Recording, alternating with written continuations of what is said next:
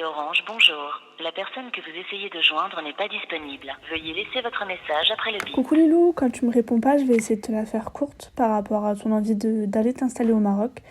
Donc je vais essayer de t'expliquer l'identité des Marocains, ce que tu dois savoir à propos de ce peuple, ce qu'il y a à faire ou à ne pas faire. Bon alors déjà, tu verras qu'au Maroc, tout le monde ne profite pas de la croissance économique. C'est même le pays le plus inégalitaire du Maghreb, surtout en matière de santé, d'éducation ou encore un simple accès à l'eau. Tu verras que la corruption, elle y est systématique. Tu verras que ça fait partie intégrante du pays. Au niveau de la sécurité, comme tu m'as demandé, la situation, elle ne s'arrange pas, avec une utilisation toujours aussi abusive des lois sur l'outrage du roi. C'est pour ça, fais très attention à ce que tu peux dire à l'encontre du roi. Mais rassure-toi, tu vas adorer voyager là-bas. Tu vas pouvoir découvrir de magnifiques palais, de grands riads, des souks incroyables. Tu vas visiter des jardins au parfum d'épices et de roses. Les ruelles, elles sont toujours bondées. Les places où chaque soir se trouve pour prendre l'air et croiser son voisin pour passer de merveilleux moments. Le Maroc te dévoilera ses secrets que si tu prends la peine d'aller vers l'autre. Et ça tombe bien, les Marocains possèdent un formidable sens de l'accueil, crois-moi. Ensuite, tu m'as posé la question par rapport à la santé. Alors pour ce qui est de la santé, le régime de protection sociale couvre tous les salariés contre les risques de maladie, la maternité, la vieillesse. Du coup, tous les citoyens marocains doivent être affiliés à une couverture médicale de base. Les plus démunis, eux, ont accès au régime d'assistance médicale. C'est un régime qui est fondé sur le principe de l'assistance sociale et de la solidarité nationale. Mais bon, le secteur de la santé, c'est pas top. Il y a énormément de manque de moyens humains et matériels, les soins sont chers, il y a encore et toujours de la corruption, une absence de coordination entre le public et le privé.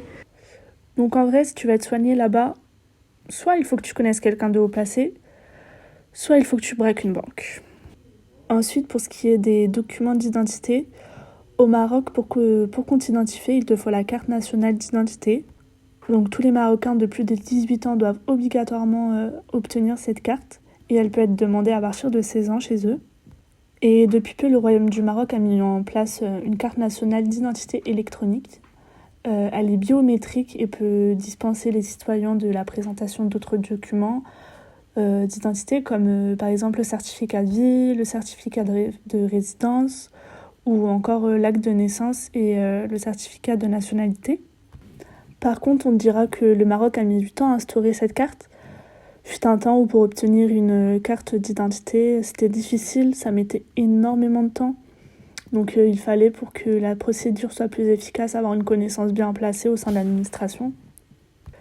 Du coup, tu comprendras très vite que plus tu as des amis qui sont policiers, par exemple, plus ta vie sera plus facilitée là-bas. Tu m'as également parlé de ton envie d'avoir les papiers marocains. Du coup, en ce qui concerne la naturalisation, si tu veux acquérir cette nationalité comme tu es une femme, il faut que tu trouves un fidèle mari pendant au moins 5 ans et que tu vives de manière habituelle et régulière au Maroc. Mais bon, si tu ne veux pas t'encombrer d'un homme, tu peux faire une demande de naturalisation. Donc pour cela, il va te falloir que tu fasses une sorte de lettre de motivation manuscrite exprimant ton souhait d'obtenir la nationalité marocaine, que tu transmettes un extrait d'acte de naissance, un extrait de casier judiciaire, un certificat de résidence qui prouve que tu habites au Maroc depuis minimum 5 ans, un certificat médical prouvant ton aptitude physique et mentale, une copie des diplômes que tu as obtenus, et pour finir, le plus délicat, un certificat attestant un bon niveau de langue en arabe. Donc je te souhaite un bon courage. En bref, ce que je peux te dire par rapport à leur identité culturelle, c'est que le peuple marocain est un peuple qui aime aider son prochain.